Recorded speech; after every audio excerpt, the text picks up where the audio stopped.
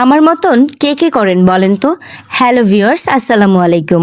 আমি যখন হাত খুঁজে না পাই তখনই কাগজের উপর আমার হাত রেখে এরকম একটা হাত এঁকে ফেলি।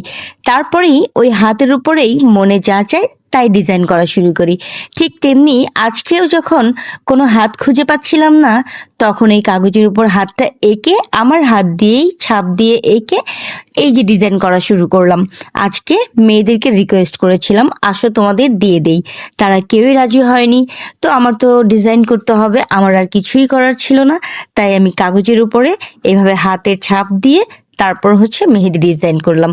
এখন আমার কথা হচ্ছে, হাত যদি নাও পাই, আমার প্র্যাকটিস তো চালায় যেতে হবে, তাই না? তাই আমি এই হাতের নকল হাতের সাহায্য নিলাম।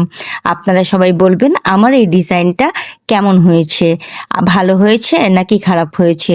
আর আমার জন্য দোয়া করবেন, আমি যেন এর থেকে ভালো ডিজাইন করতে পারি, আরও সামনের দিকে এগিয়ে যেতে পারি। আপনাদের সবার দোয়া কামনা করছি।